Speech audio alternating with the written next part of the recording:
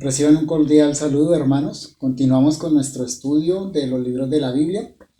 Hace 8 días, en el video anterior, estuvimos considerando el título del primer libro de la Biblia, Génesis, y también dedicamos un buen espacio a establecer claramente a la luz de las Sagradas Escrituras que el autor de este libro es Moisés.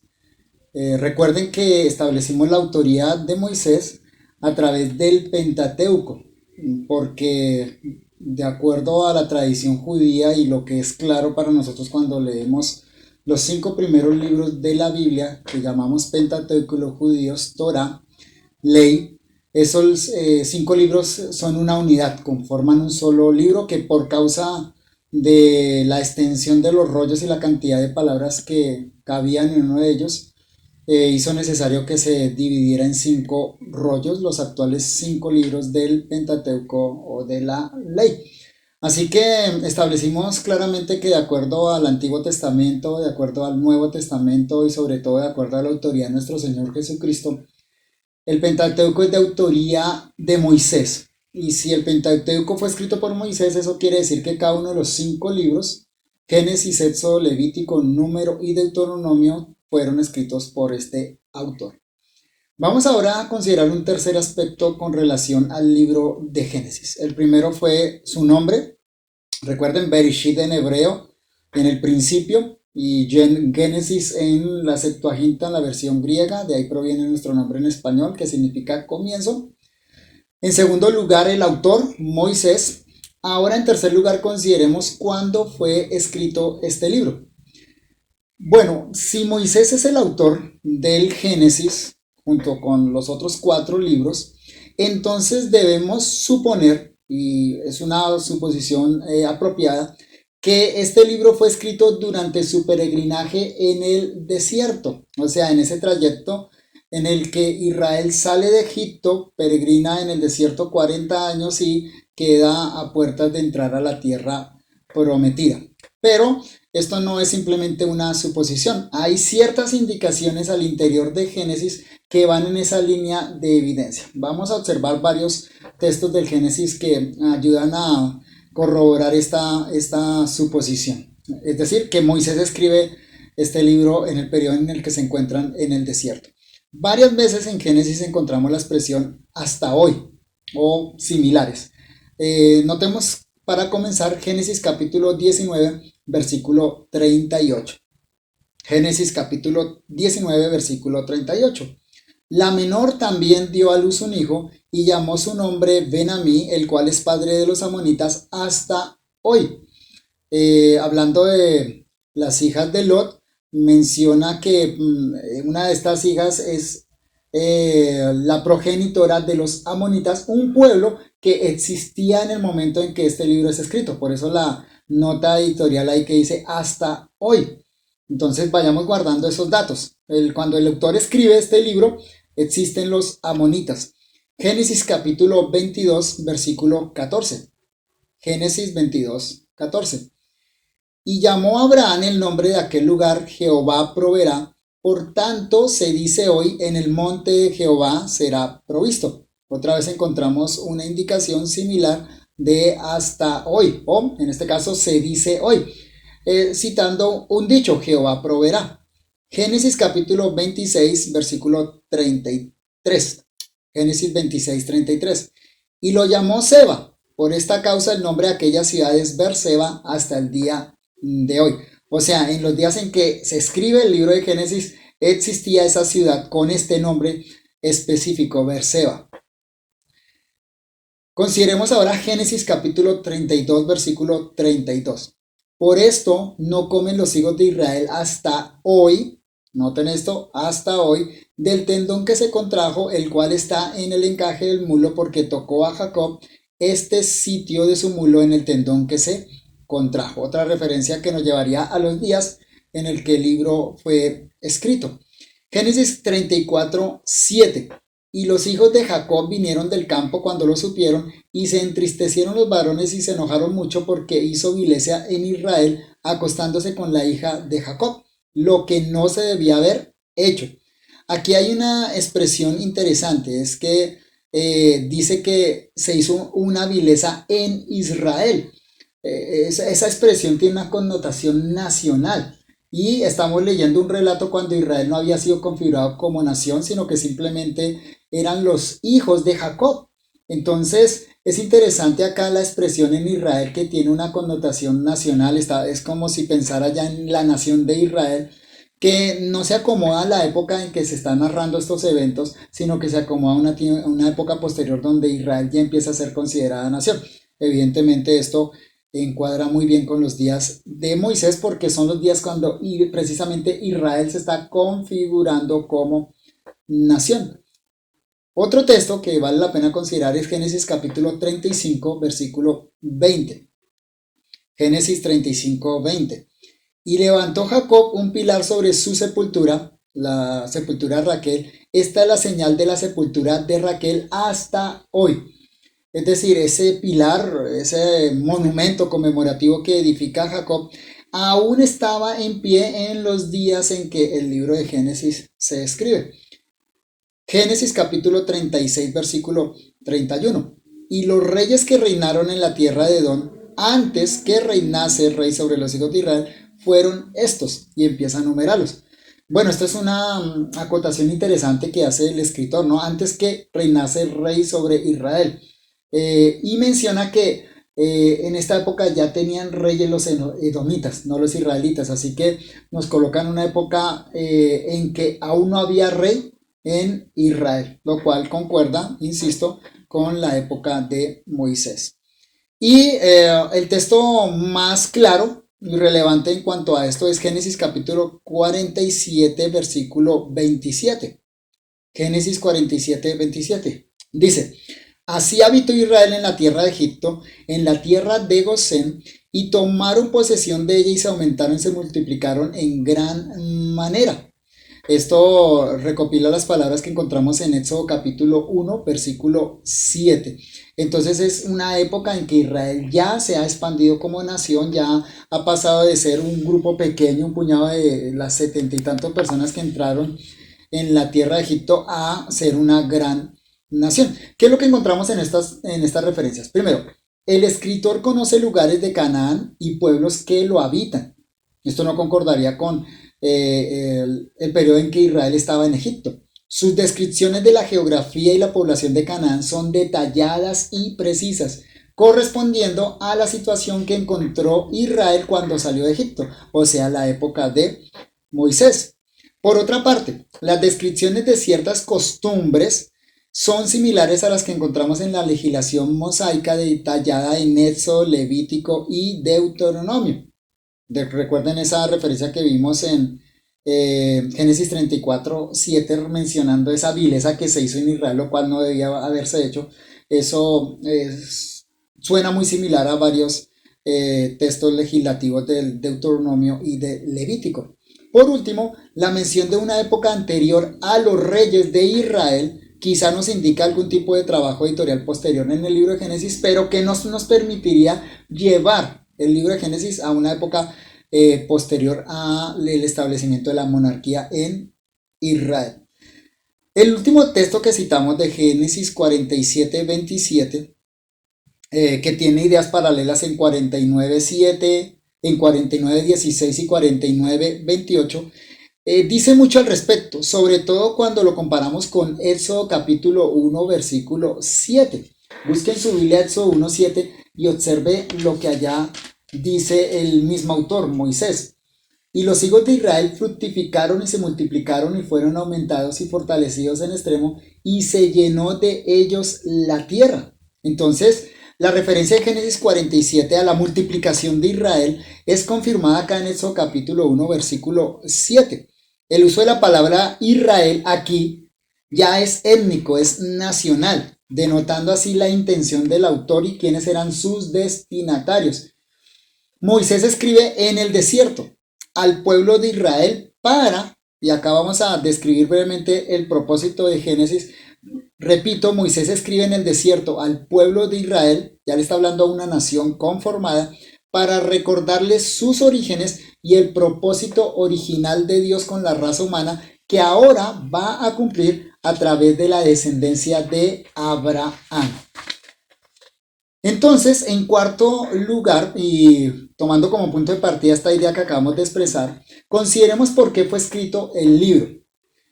¿Por qué razón escribe Moisés este libro? ¿Cuál es su propósito? Si él escribe en la época en que Israel sale de Egipto, le escribe a esa nación que está recién siendo conformada, entonces, ¿para qué está escrito el Génesis? Esta es una idea que normalmente se pasa por alto cuando se lee el Génesis. Creo que muy pocos meditan con respecto a esto, ¿no? Normalmente leemos el Génesis como un libro que habla de los orígenes del mundo, de cómo comenzó todo, pero difícilmente pensamos en cómo leyeron esto los lectores originales, es decir, esa generación de israelitas que salió de Egipto y peregrinó en el desierto. Si el propósito, como dije anteriormente, es recordar a Israel sus orígenes, entonces la razón por la cual Moisés escribe bajo inspiración divina debe tomar en consideración la situación específica en la que se encontraba Israel cuando recibe estas palabras. ¿Cuál es la situación de Israel cuando Moisés les da el Génesis? Cuando escribe el Génesis y lo coloca a disposición de este pueblo. Génesis, hermano, no fue escrito primordialmente para nosotros, sino para el Israel que estaba en esclavitud en Egipto, 400 años de esclavitud, que ahora sale rumbo a la tierra prometida. Esto va a ser muy evidente cuando leamos Éxodo. La próxima clase, el próximo video, la próxima semana vamos a considerar el libro de Éxodo y ahí vamos a anotar aún más claramente ese contexto en el cual Israel recibe toda esta revelación de parte de Dios. Pero vuelvo, insisto en algo, no puede ser pasado por alto cuando abordamos el libro de Génesis. Recordemos otra vez la unidad literaria del Pentateuco. En este sentido, los últimos 5 capítulos del libro de Génesis son fundamentales.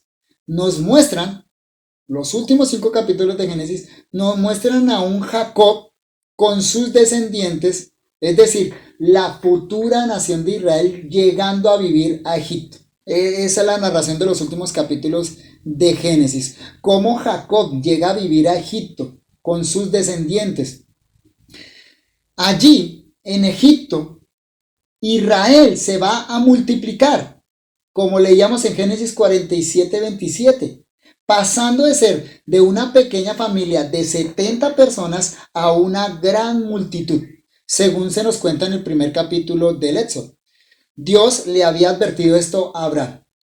Obsérvenlo en sus Biblias, Génesis capítulo 15, versículos 13 al 16. Génesis 15, 13 al 16. Y estas palabras debieron sonar de manera especial en los oídos de los israelitas cuando salen de Egipto. Dice el texto: entonces Jehová dijo a Abraham: ten por cierto que tu descendencia morará en tierra ajena y será esclava allí, y será oprimida 400 años. Mas también a la nación a la cual servirán juzgaré yo, y después de esto saldrán con gran riqueza. Y tú vendrás a tus padres en paz y serás sepultado en buena vejez, y en la 4ª generación volverán acá, porque aún no ha llegado a su colmo la maldad del amorreo hasta aquí. Notemos la razón que nos da el texto para el descenso de Israel a Egipto. Es esto, el texto lo dice: aún no ha llegado a su colmo la maldad del amorreo. Los amorreos son una referencia a los habitantes de Canaán, es decir, Dios estaba esperando a que esa maldad creciera para luego entonces hacer una limpieza a través de Israel y entregarle la nación prometida. Otra razón evidente es que en ese tiempo de estadía en Egipto sería, por decirlo de algún modo, el periodo de gestación de Israel como nación. Dios se lo dijo a Jacob. Génesis capítulo 46, versículo 2 al 4. Génesis 46, 2 al 4. Y habló Dios a Israel en visiones de noche y dijo: Jacob, Jacob. Y él respondió: heme aquí. Y dijo: yo soy el Dios de tu padre. No temas descender a Egipto, porque allí yo haré de ti una gran nación. Yo descenderé contigo a Egipto, y yo también te haré volver, y la mano de José cerrará tus ojos. Si en el texto anterior notamos que uno de los propósitos de Dios en dar estos 400 años de Israel en Egipto era que la maldad de los cananeos creciera. Ahora en este texto es evidente que Dios lo que quiere hacer es conformar la nación. Dios le dice a Jacob, ve y desciende a Egipto, no temas hacer eso porque allí yo voy a hacer de ti una gran nación. Evidentemente, durante esa larga estadía de Israel en Egipto, 430 años, Israel se conforma como nación, o sea, crece, se hace un gran número de personas, pero también va perdiendo poco a poco y pierde, si no totalmente, en gran manera su identidad. Olvidaron sus raíces. Eso siempre pasa cuando una nación es esclavizada. Cuando el hombre es esclavo, siempre olvida su identidad, como cuando nosotros éramos esclavos del pecado. Olvidamos nuestra identidad, quiénes éramos como criaturas de Dios y como imagen y semejanza de Dios. A Israel no le pasa algo diferente. Israel en Egipto crece en número, pero poco a poco, en estos 400 años, mucho tiempo, ellos van olvidando cuáles son sus raíces. Otra vez, esto va a ser muy evidente cuando leamos el libro de Éxodo y vamos a señalarlo muy puntualmente en el próximo estudio. Pero el punto aquí es notar cómo el libro de Génesis nos está preparando para la gran historia del Éxodo. Toda la trama del Éxodo tiene que ver con el que Israel recobre esa identidad que ha perdido en este tiempo de estadía en Egipto. Así que Moisés escribe Génesis para mostrar las raíces históricas, genealógicas y teológicas de Israel, que en este momento se encontraba esclavo en Egipto y que Dios los saca para llevarlos a la tierra que le había prometido a sus patriarcas. Es como si se les estuviera diciendo algo así. Ahora que Dios los ha sacado de la esclavitud, es muy importante que recuerden sus orígenes. Repito, ahora que Dios los ha sacado de la esclavitud, es muy importante que recuerden sus orígenes. Y los orígenes de Israel no se remontan solo a Abraham. Los orígenes de Israel se remontan a la creación de todas las cosas, al propósito original de Dios con el hombre plasmado en Génesis capítulo 1 y Génesis capítulo 2. Tengamos presente que la esclavitud, cualquiera que sea, siempre le va a hacer olvidar al ser humano quién es, su identidad. Al respecto dice el apóstol Pedro en 2 de Pedro capítulo 1 versículos 9 al 15. Pero el que no tiene estas cosas tiene la vista muy corta, es ciego, habiendo olvidado la purificación de sus antiguos pecados. Por lo cual, hermanos, tanto más procurad ser firme vuestra vocación y elección, porque haciendo estas cosas no caeréis jamás. Porque de esta manera os será otorgada amplia y generosa entrada en el reino eterno de nuestro Señor y Salvador Jesucristo. Escuchen, por esto yo no dejaré de recordaros siempre estas cosas, aunque vosotros las sepáis y estéis confirmados en la verdad presente. Pues tengo por justo, en tanto que estoy en este cuerpo, el despertaros con amonestación, sabiendo que en breve debo abandonar el cuerpo como nuestro Señor Jesucristo me ha declarado. También yo procuraré con diligencia que después de mi partida vosotros podáis en todo momento tener memoria de estas cosas. Somos seres de corta memoria. Tendemos a olvidar. Y los apóstoles sabían eso. Y dicen que nos quieren recordar estas verdades grandes para que nuestra vista no sea corta. Pero el apóstol Pedro también dice, voy a garantizar que nunca olviden esto y lo voy a hacer escribiendo.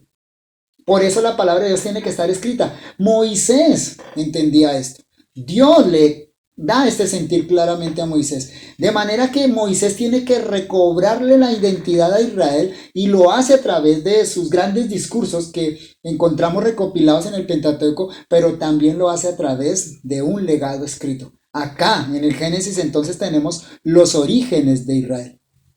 En todo el Génesis, sobre todo al final, retumba la primera pregunta que Dios le hizo al ser humano después que pecó. Noten Génesis capítulo 3 versículo 9, una de las primeras preguntas que hay en la Biblia. De hecho, la primera pregunta que Dios hace en la Biblia. La pregunta es esta: ¿dónde estás tú? Cuando el hombre pecó, la pregunta de Dios fue: ¿dónde estás tú?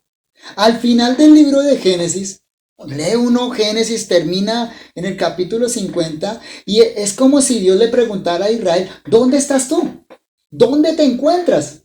La respuesta es que Israel en ese momento no se encontraba en el lugar que Dios le había prometido. Ese no era su lugar. Tampoco la condición para la cual Dios había llamado a una nación, ni para la cual creó al ser humano. Israel, al final del libro de Génesis, y noten lo fuerte que es esto. Israel está en Egipto, esclavo. La historia de Génesis queda inconclusa, con más preguntas que respuestas. Para hallar las respuestas hace falta leer el resto del Pentateuco. De manera interesante, el libro de Génesis termina con un ataúd en Egipto. Observen en su Biblia Génesis capítulo 50, versículo 26, el último versículo de Génesis. Y murió José a la edad de 110 años y lo embalsamaron y fue puesto en un ataúd en Egipto. Un libro que comenzó con vida, con creación, con libertad, con Dios gobernando, con Dios estableciendo al hombre como su imagen y semejanza para que gobernara toda la creación. Ese mismo libro termina en su último versículo hablando de un muerto, un ataúd en Egipto, el lugar de la esclavitud. ¿Dónde estás tú, Israel? Dios hoy sigue haciendo la misma pregunta a cada ser humano. No la hace a nosotros, a usted y a mí. Dios nos está preguntando, ¿dónde estás tú? ¿Ha meditado en esa pregunta que hace Dios? ¿Acaso estás en el lugar que Dios planeó para el ser humano? ¿Acaso te encuentras en Egipto, en casa de servidumbre, como un esclavo? ¿Muerto en un ataúd? Lamentablemente los esclavos por sí mismos no se dan cuenta de esa condición. Hace falta una obra especial de Dios, que Dios busque al ser humano para rescatarlo, como vamos a ver en los primeros capítulos del Éxodo. Como fue claro en Génesis capítulo 3, cuando el hombre pecador se esconde de Dios y es Dios el que sale al encuentro del hombre y le pregunta, ¿dónde estás tú? Hacemos bien en que esas palabras hagan eco en nuestras vidas y sigámonos preguntando acerca de nuestra condición. ¿Y qué hace Dios para rescatarnos de esa condición? ¿Cómo hace Dios para que el hombre salga de esa condición de muerte espiritual? Para que salga de esa condición en la que se encuentra pecador y apartado, en el lugar donde no debe estar. La respuesta, por supuesto, más adelante, siglos después, la respuesta se encuentra en Jesucristo, el que vino a rescatar, a buscar lo que se había perdido, para llevarlo de regreso a Dios. En quinto lugar, hermanos, consideremos el tema general del libro y sus temas secundarios. El tema general de Génesis es revelado por los diferentes hilos temáticos que atraviesan todo el libro. Al ser un libro tan extenso, 50 capítulos, corremos el peligro de perdernos entre los árboles sin poder observar el bosque completo. El tiempo no nos da para detenernos en todos los detalles de la historia del Génesis, así que simplemente voy a mencionar los principales hilos temáticos que encontramos en expresiones que se repiten a lo largo de todo el libro. Y como ya dije, esos hilos temáticos en su conjunto nos van a revelar cuál es el gran tema del libro de Génesis. Cada uno de estos temas está soportado por una lista larga de versículos. Yo solo voy a nombrar uno o dos. Si usted quiere la lista completa, puede descargar el documento en la página de internet de nuestra iglesia. La encuentra abajo en la descripción de este video. Primer tema, el hombre como mayordomo y señor de la creación. Eso aparece en Génesis 1:26 al 28, se repite en 2:15, 2:19, también en el capítulo 9 y en el capítulo 20. Ese es el primer gran tema, el hombre como mayordomo y señor de la creación. Dios creó al hombre para que gobernara todas las cosas en nombre de Dios y a favor de Dios. Segundo gran hilo temático que encontramos en Génesis, la simiente santa que derrota a la serpiente y que invoca el nombre de Jehová. Inmediatamente el hombre cae, Dios pone en operación su plan redentor Y ese plan se va a ver a lo largo de todo el libro de Génesis, en que Dios llama siempre un remanente. Dios salva siempre un remanente por gracia, que son los que preservan la verdadera adoración a Jehová. Eso aparece desde Génesis 3:15 en el protoevangelio, el anuncio de que la simiente de la mujer derrotará a Satanás, y luego lo encontramos a lo largo del libro, como por ejemplo en Génesis 4:26, donde se dice que los descendientes de Set empezaron a invocar el nombre de Jehová. En el capítulo 5, 22 al 23, en el capítulo 6, versículo 9, donde se nos nombra que en la época previa al diluvio había un solo hombre justo, que era Noé, pero Dios preservando una simiente santa, así sea un solo hombre, y hay una lista larga. Ese es un tema recurrente y lo vamos a ver en la elección de Abraham, en la elección de Isaac y en la elección de Jacob, cómo Dios va claramente marcando una línea santa. En tercer lugar, las consecuencias del pecado, sobre todo la esterilidad en la mujer y la escasez de la provisión que el hombre debe conseguir como castigos divinos. Ya en Génesis 3 incursiona el pecado, y con el pecado el castigo, la culpa por el pecado. Y en Génesis vamos a ver un patrón recurrente, y es que el pecado merece un castigo correspondiente. Y las consecuencias del pecado, particular para la mente, para la mujer, tiene que ver con la procreación, como Dios se lo dice allá en Génesis capítulo 3, versículos 16 al 19. En el libro de Génesis vamos a ver recurrentemente el tema de la esterilidad como un castigo divino. Y en el caso del hombre, el castigo tuvo que ver con la provisión.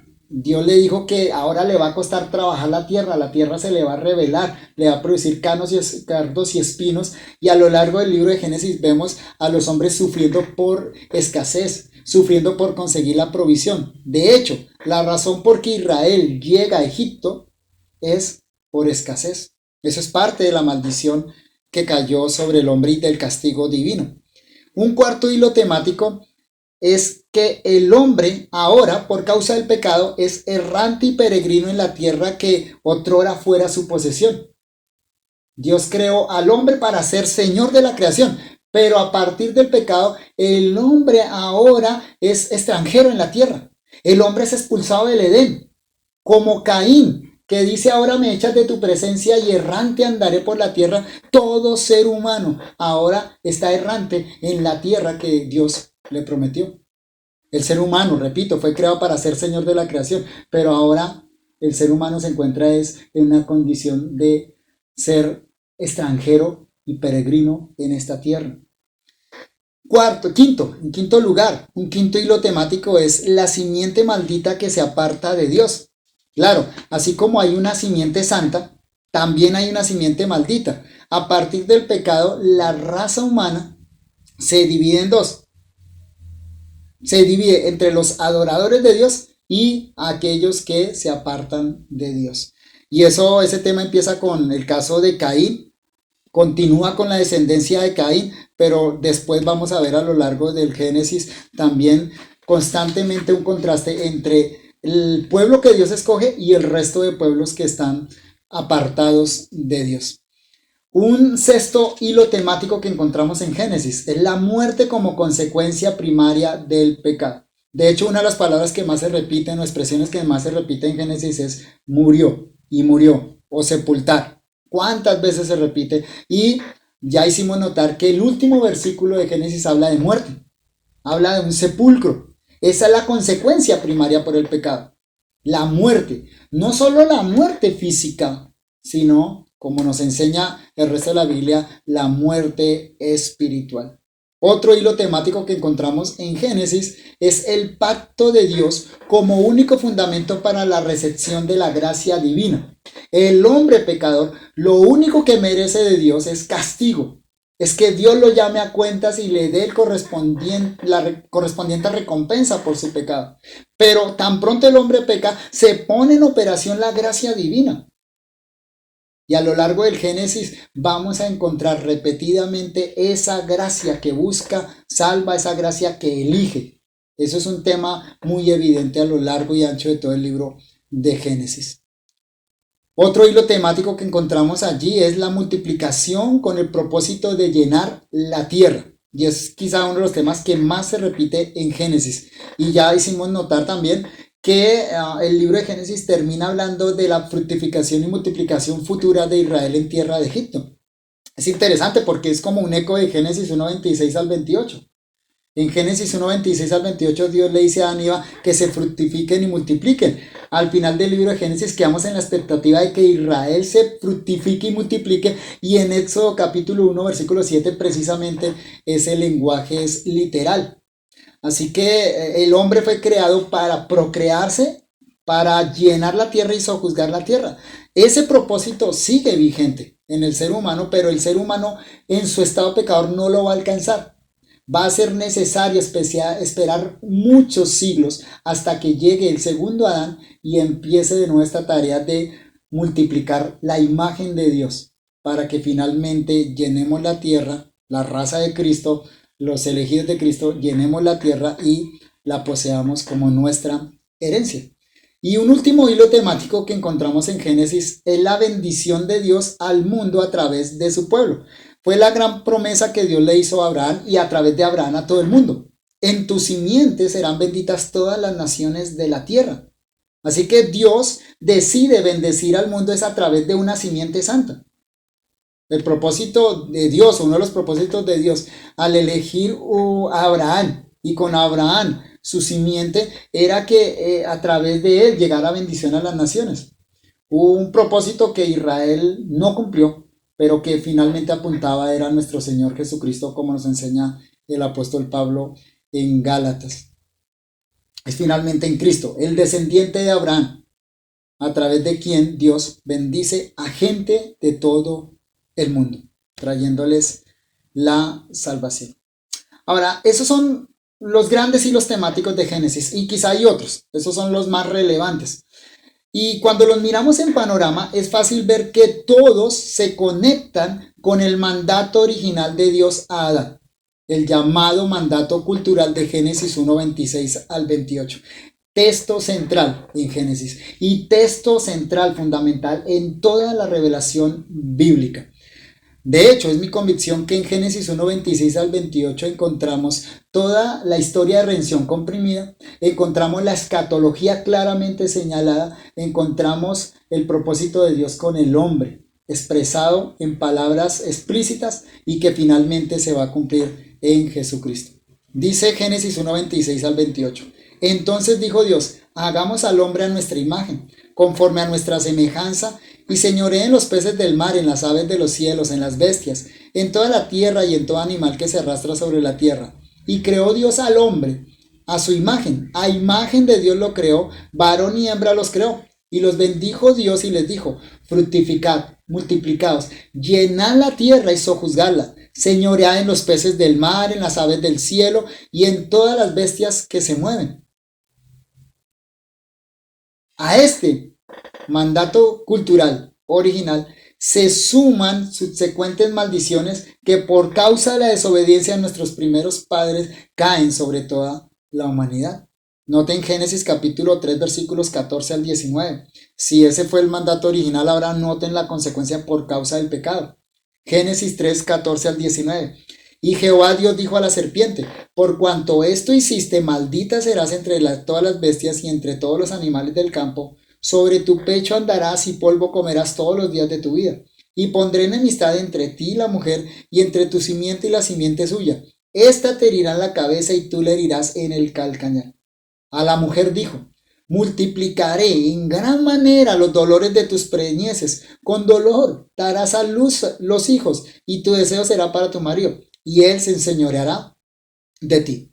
Y al hombre dijo, por cuanto obedeciste a la voz de tu mujer, y comiste del árbol de que te mandé diciendo, no comerás de él, maldita será la tierra por tu causa. Con dolor comerás de ella todos los días de tu vida. Espinos y cardos te producirá y comerás plantas del campo. Con el sudor de tu rostro comerás el pan hasta que vuelvas a la tierra, porque de ella fuiste tomado, pues polvo eres y al polvo volverás. Este lenguaje trae sobre el hombre consecuencias por su pecado, pero claramente asume que el mandato original no se quita.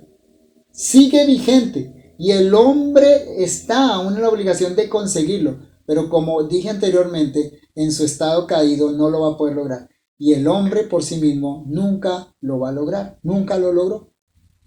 El tema central de Génesis entonces tiene que ver con el desarrollo del propósito original de Dios con la humanidad. Tal propósito no se ve frustrado por el pecado del hombre, pues Dios toma una raza particular para cumplirlo por medio de su descendencia. Otra manera en que el autor de Génesis refuerza esta idea central es por la forma como comienza y termina el libro. Hay varios contrastes que vale la pena mencionar cuando observamos los primeros capítulos de Génesis y los últimos. La primera pregunta existencial del Génesis es: Adán, ¿dónde estás? Génesis capítulo 3. Al final del libro, como ya dijimos, hay un clamor implícito en cuanto a dónde se encuentra ahora Israel. En Egipto, no en la tierra prometida. La segunda pregunta existencial del Génesis es esta. Génesis capítulo 4, versículo 9. Y esa pregunta la hace es Caín. La primera la hace Dios, la segunda la hace el hombre. La pregunta es esta: ¿soy yo acaso guarda de mi hermano? Lo cual encuentra eco en la forma como los hermanos de José lo venden, pero finalmente entienden que el uno es guardián del otro. En el capítulo 44 de Génesis vemos cómo Judá sale por fiador de su hermano Benjamín. Aprendieron la lección. A través de la pedagogía que utiliza José, ellos aprenden a ser guardianes el uno del otro. Génesis comienza con dos personas en el Edén, el jardín de Dios, y termina con 70 personas en Egipto, la tierra del faraón. Génesis 46, 27. El Edén del comienzo de Génesis es tierra de gran abundancia. Recuerde las descripciones de Génesis capítulo 2 versículos 8 al 14, lo cual contrasta agudamente con la gran hambruna que alcanzó toda la tierra en los últimos capítulos del libro. Génesis 41, 54, Génesis 43, 3 y Génesis 47, 17. En Génesis capítulo 1, versículos 26 al 28, el hombre es creado a imagen de Dios y puesto como Señor de la tierra, que es de Jehová. Al final del libro vemos cómo los hombres se venden como esclavos a Faraón e incluso le entregan sus tierras. Génesis 47, 19 al 20. La tierra ahora es de Faraón y los hombres le pertenecen a Faraón. Qué contraste, ¿no? Tan agudo. Génesis capítulo 3, versículo 15, anuncia la venida de la simiente de la mujer que derrotará a Satanás.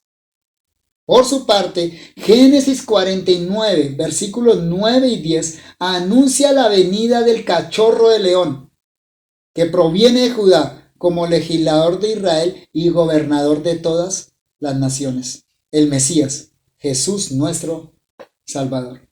Finalmente, Génesis comienza con el soplo de vida de Dios sobre Adán, capítulo 2, versículo 7, pero termina con un ataúd en Egipto. Génesis 50, 26.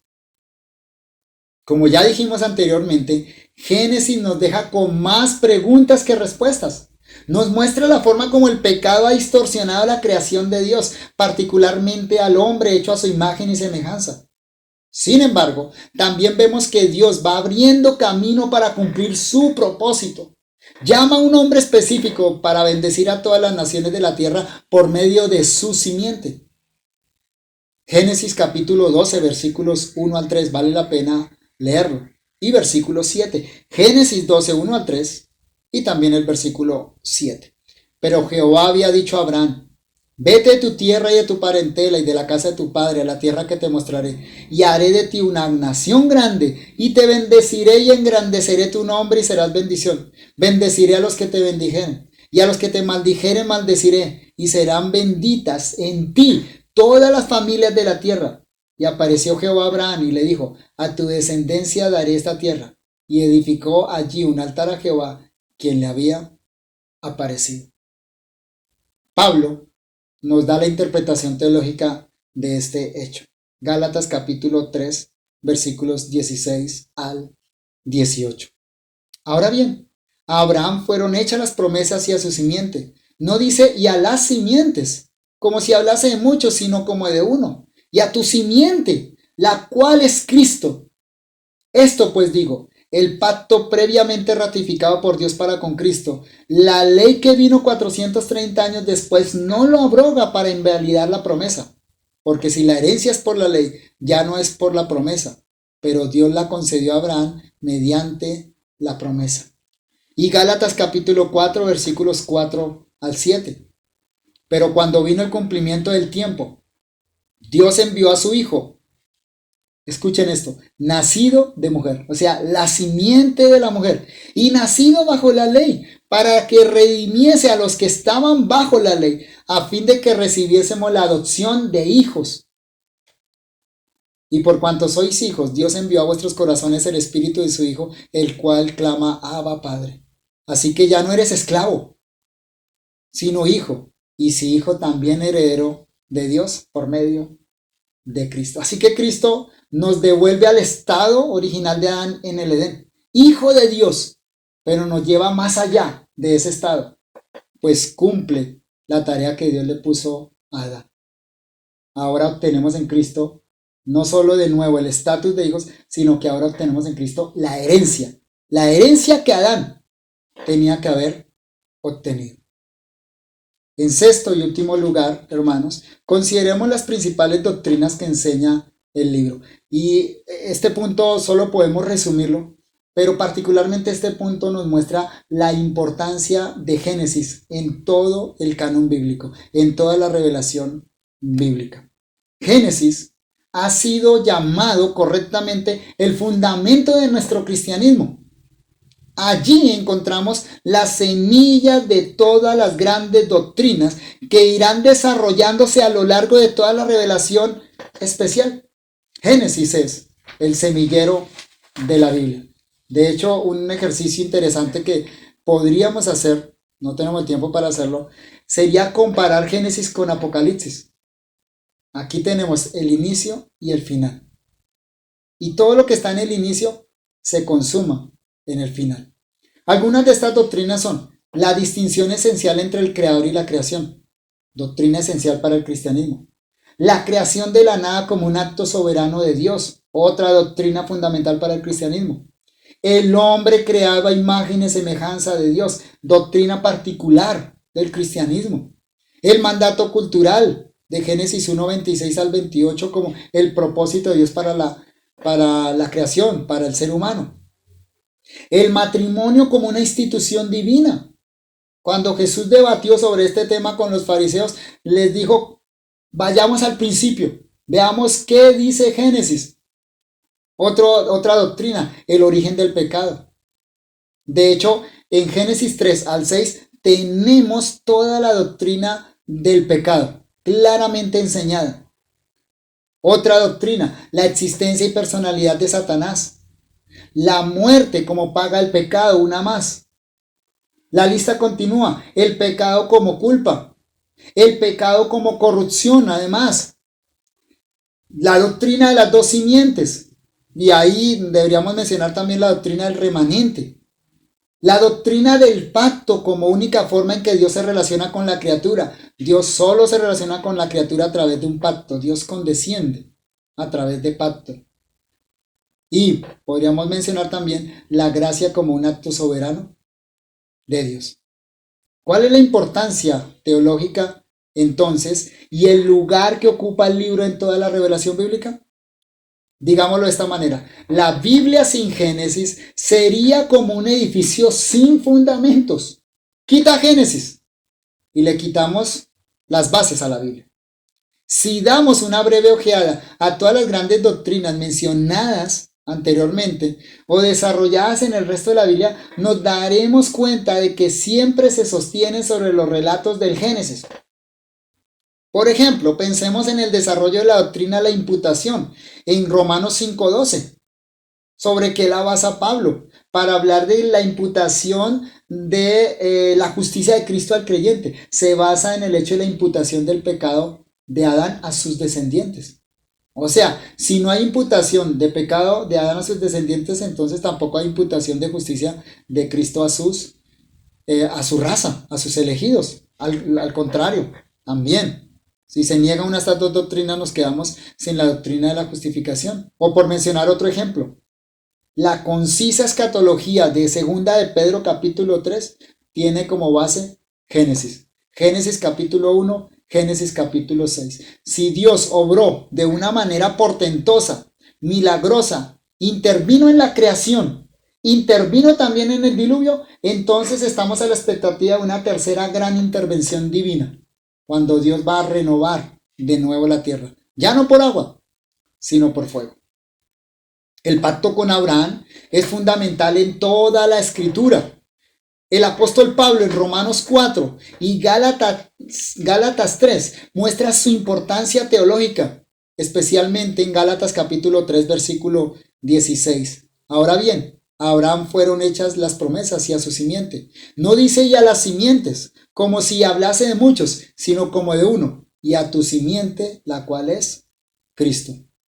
Génesis abre el plan redentor, prometiendo al Salvador, la simiente de la mujer, que es Cristo, según lo que leímos ya en Gálatas 4:4. Que luego, según Génesis, no solo es la simiente de la mujer, sino que es la simiente de Abraham. Mateo 1:1 conecta el Nuevo Testamento con el Antiguo desde esa perspectiva. Libro de la genealogía de Jesucristo, hijo de David, hijo de Abraham. Y finalmente, según Génesis, entonces el Salvador prometido no solo es simiente de la mujer, simiente de Abraham, sino que es la simiente de Judá, el cachorro de león, el que tiene el cetro de Judá y que va a gobernar las naciones. Comparen su Biblia, Génesis 49, versículos 9 y 10, con Apocalipsis 5:5. También, y ya para cerrar, es importante observar que el libro de Apocalipsis retoma los grandes temas de Génesis y los lleva a su consumación. De manera que, como dice un teólogo, si en Apocalipsis tenemos la escatología, la culminación del propósito divino, entonces en Génesis tenemos la protología, el inicio del propósito de Dios. Las primeras cosas dan forma a las últimas y las últimas corresponden a las primeras. Génesis es el semillero de la Biblia. Aquí tenemos todo el plan de Dios en semilla, lo mismo que todas las grandes doctrinas. Hermanos, los animo a que lean este maravilloso libro y que beban de esa fuente primaria de todas las grandes doctrinas bíblicas.